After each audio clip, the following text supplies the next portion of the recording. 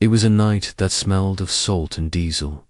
The wind had dropped to a whisper, and the sea, black and endless, breathed slow beneath a cloudless sky.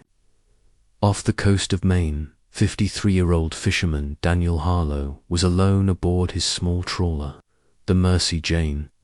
He had been at sea for 3 decades. He had seen storms that could bend steel, whales bigger than buses, and skies that burned green with the northern lights. But that night, what Daniel saw beneath the waves would change him forever. The first sign came just after 2 a.m. He had been pulling in his last line when the ocean lit up a dull, pulsing glow from below the hull.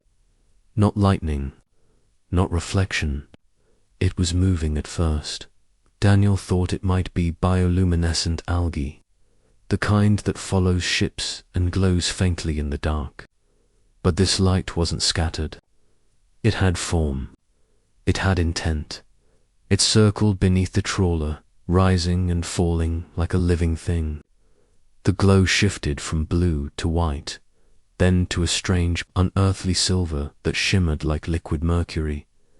Daniel leaned over the side, squinting through the darkness. The light was maybe 20 feet below the surface, then 10.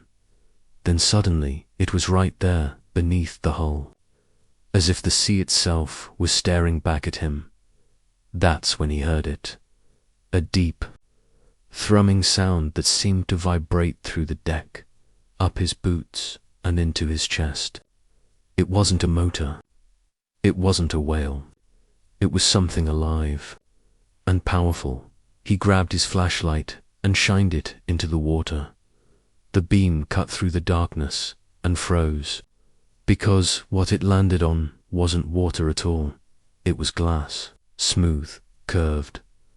A surface too perfect, too reflective. Beneath that glass, he could see shadows moving. At least 3 of them, shapes that were humanoid but distorted longer arms. Fluid motion, like they were swimming without effort. They moved in unison, slow and deliberate, as if they were studying him. Daniel stumbled back, nearly tripping on a coil of rope. His heart hammered. He'd seen strange things at sea, but nothing like this. He killed the deck light and crouched in the dark, trying to steady his breathing. But the light didn't vanish. It grew brighter, and then it rose. The surface of the water bulged upward, and for a moment Daniel thought it was boiling. Then the glow broke through, not with a splash, but with silence. Like the ocean was parting for something solid. What emerged was no submarine. It was too smooth, too small, too alive-looking. A craft, maybe 30 feet across, shaped like a perfect disc. Water slid off it like oil on glass. And for a second, just 1 second, Daniel swore he saw it blink. Then it hovered. No noise, no propellers, just that same low-frequency hum that seemed to come from inside his bones. Daniel's flashlight slipped from his hand and clattered to the deck. He whispered, "Jesus Christ." And that's when the light hit him. It wasn't a beam, not exactly.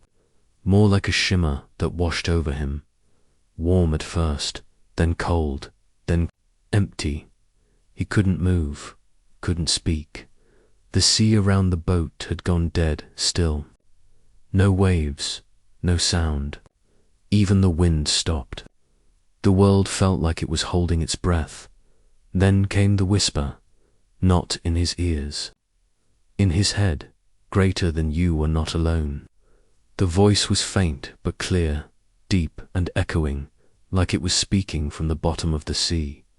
Daniel's vision blurred. He could see shapes inside the craft, tall, slender figures, with eyes like molten silver. They didn't move their mouths, but he could feel them studying him, scanning him, as if peeling back every layer of his mind. "You have seen us before." He tried to answer, but his thoughts felt slow, heavy. Images flashed through his mind, moments from his childhood, his father's face, his first boat, the night his wife died. All of it flashing like film on fire, and then darkness. When Daniel opened his eyes again, it was morning, the sun was rising over the water, and the boat drifted silently a mile off course. Everything looked normal, except his watch had stopped at 2:17 a.m. He checked his phone, dead. His compass spun uselessly, and his nets, the ones he had hauled up before the light appeared, were empty. Every fish was gone, not torn, not bitten, just gone. He scanned the horizon. No ships, no planes, no land. Just the quiet ocean and the faint memory of that silver glow still lingering in his vision. He didn't tell anyone at first. Who would believe him? A fisherman alone at sea, claiming he saw lights under the water. He'd be laughed off the dock. But then, 2 days later, something happened that forced him to speak. At the small marina in Portland, another fisherman, Eddie Morris, pulled Daniel aside. Eddie was pale, shaking, eyes bloodshot. "You were out Tuesday night, weren't you?" he asked. Daniel nodded. Eddie swallowed. "You see it too?" Daniel froze. "See what?" "The lights," Eddie whispered. "Under the damn sea." He went on to describe the same pulsing glow, the same low hum. But Eddie hadn't been alone. His son was with him, and the boy had filmed part of it before their phone died.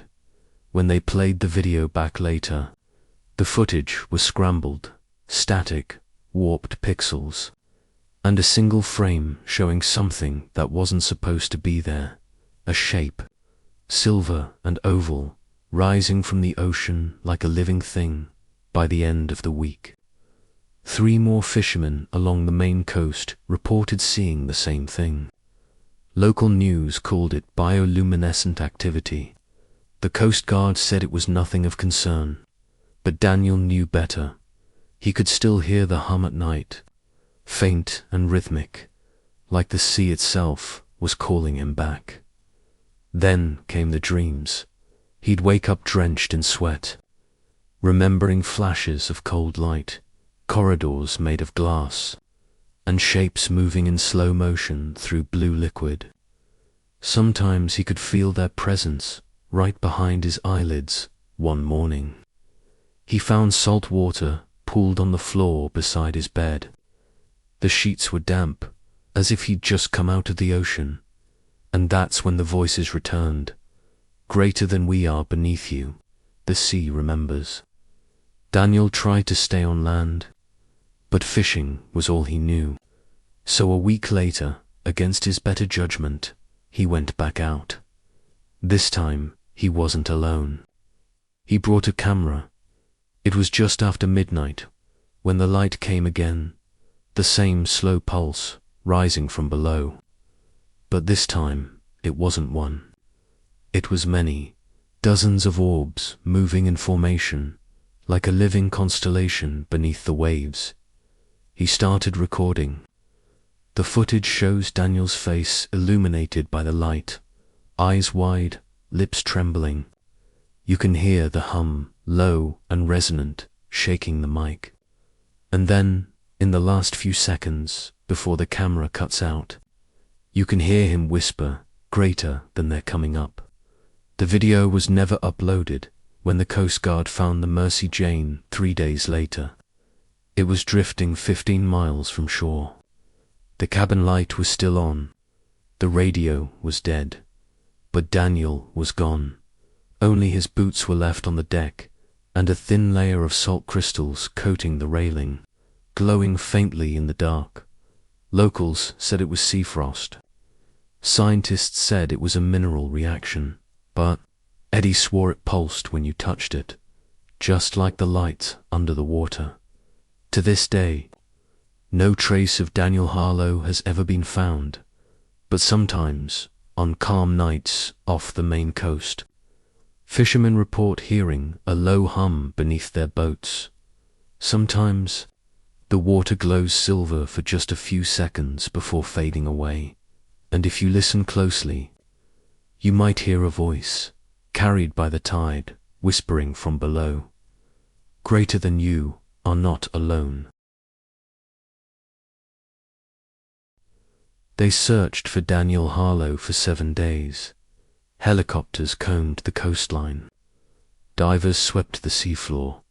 Nothing, not a trace. The only thing recovered was his boat, the Mercy Jane, drifting silently, its logbook soaked with seawater and something else. A thin layer of crystalline salt that shimmered faintly under UV light. The Coast Guard ruled it. Man overboard, presumed drowned. But off record, a few of them admitted something felt wrong. The onboard instruments had been fried, melted from the inside. The metal around the engine showed no signs of heat, yet the wires were fused solid, like they'd been exposed to a pulse of electromagnetic energy. And the strangest thing of all, the GPS data showed the vessel hadn't been drifting randomly. It had been moving in circles, perfect circles, over and over, as if something below had been pulling it into an orbit. A week later, local radio stations stopped covering the story, but online, it was just beginning. Eddie Morris, the other fisherman who'd seen the lights, uploaded his son's corrupted footage to Reddit. Within hours, users on Our High Strangeness began dissecting every frame. One image, buried in the static, showed something metallic breaking the surface. But when enhanced, the reflection in the water revealed something else. A face, elongated, pale, watching from beneath. The thread exploded. Some claimed hoax, others deep-sea drones, government experiments, or secret Navy projects. But then a user, claiming to be a marine signal analyst, dropped a file link, an audio captured the same night Daniel disappeared. He said it came from a classified Navy hydrophone array positioned off the coast of Maine. The signal lasted 6 minutes. At first, it sounded like ordinary sonar pings until the 4th minute, when a rhythmic pulse emerged beneath the noise. 5 tones, each perfectly spaced, then silence, then a whispering frequency that, when slowed down, formed something like speech. Experts dismissed it as pareidolia, the brain finding patterns in chaos, but those who listened claimed to hear a phrase, greater than the sea. Remembers that same phrase Daniel had mentioned to Eddie before he vanished. Coincidence? Maybe, but coincidences don't leave electromagnetic burns on steel. 2 months later, the National Oceanic and Atmospheric Administration released a report claiming underwater seismic gas release as the cause of the lights and M interference. But independent divers weren't convinced. A documentary team, the Atlantic Truth Project, arrived in Maine in late October to shoot a short film about Daniel's disappearance. Among them was marine biologist Dr. Elise Carver, who had studied bioluminescent organisms for 20 years. Her on-camera statement still circulates today.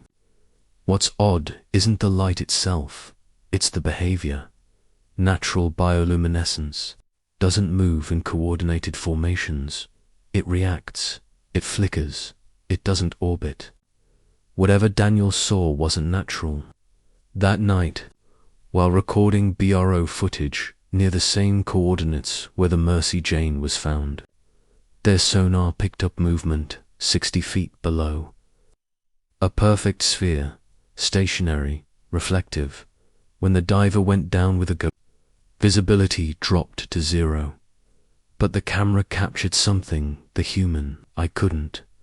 A faint lattice pattern glowing beneath the silt, geometric, almost mechanical, and then, just before the feed cut out, a shape passed in front of the lens.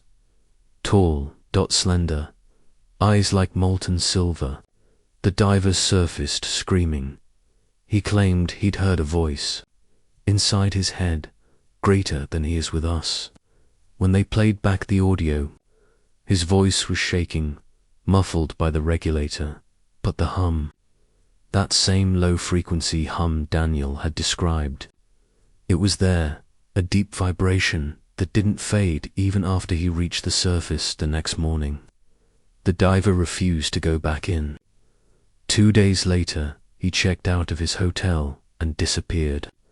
His rental car was later found abandoned near the harbor, keys still in the ignition. Local police called it stress-related behavior, but the raw footage tells another story.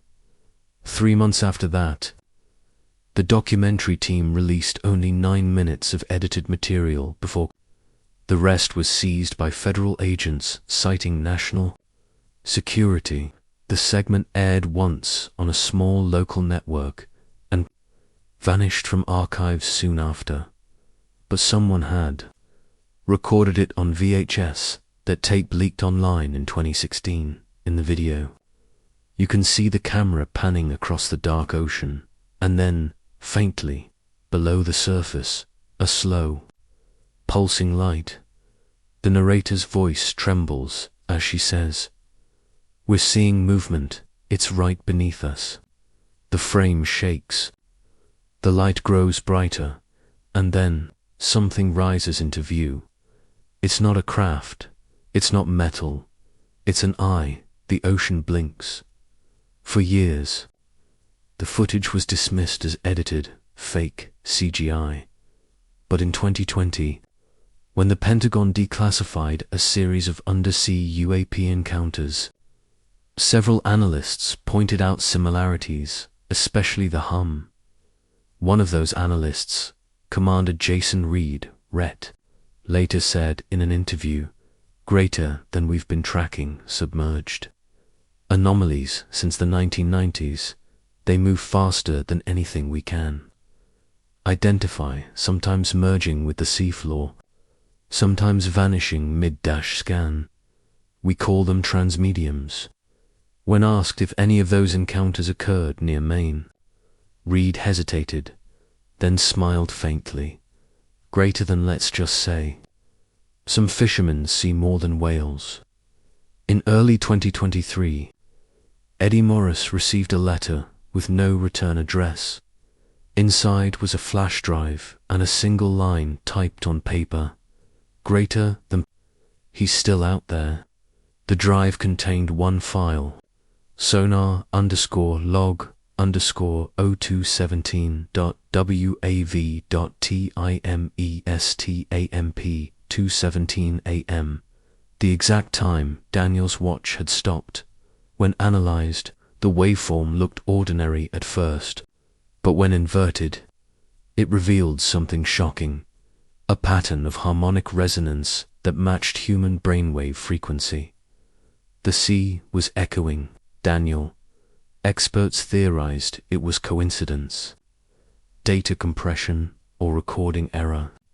But Eddie swore he could hear Daniel's voice buried in the signal, whispering through the static. "Greater than don't come back." That same week, a small research sub went missing 40 miles off the same coast. The last message transmitted from the pilot read, "Descending through thermocline. Visual on reflective structure. Its opening transmission cut. No debris found." The official report called it catastrophic hull failure, but leaked sonar images showed something else. A circular formation embedded in the seabed, emitting rhythmic pulses of light. The pattern, 5 tones, the same sequence from the original hydrophone recording. In December, a local fisherman live-streamed on TikTok after spotting strange glows near his nets. The clip lasted less than a minute before the feed went white. but viewers captured a single frame before it vanished. A figure, standing waist-deep in the surf, pale, tall, and motionless. Behind it, the water shimmered like glass. The caption read, "He came back." The account was deleted an hour later. Now, years later, oceanographers still report unexplained electrical interference in the same coordinates for 3N. 69W, every sonar ping sent into that region returns distorted. Every sub loses signal within 3 minutes. Locals call it the Silver Circle. Fishermen avoid it, but sometimes on quiet nights, a faint glow still rises from beneath. People say it's just plankton, or gas, or magnetic reflection, but those who know the story of Daniel Harlow believe something else. They say he's still out there, changed, not dead, not lost, but part of them. That maybe, just maybe, the sea didn't take him, it invited him, in one final, chilling development. Marine Research Buoy number 428. Off the Maine coast began transmitting an unauthorized signal in July 22 for it repeated every night at 2:17. A.M. Just 5 tones. When converted to binary, the message was short for words. They remember the sea. Then, on the 8th night, the buoy vanished. The anchors were still there, but the chain had been melted clean through, as if by intense heat or energy from below. People still debate what really happened. Some call it folklore. Others think it was a cover-up for secret military tech. But those who listen, those who've heard the hum beneath the waves, know that truth runs deeper. Maybe the lights aren't visitors from the stars.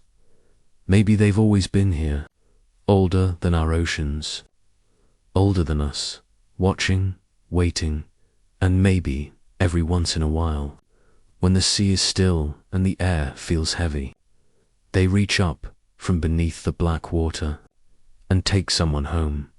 Because out there, beyond the sonar and the science, there's a place where the ocean breathes, and the lights beneath are alive. So if you ever find yourself alone on the water, and the hum begins to rise through your hull, remember Daniel's last words, "Don't look down."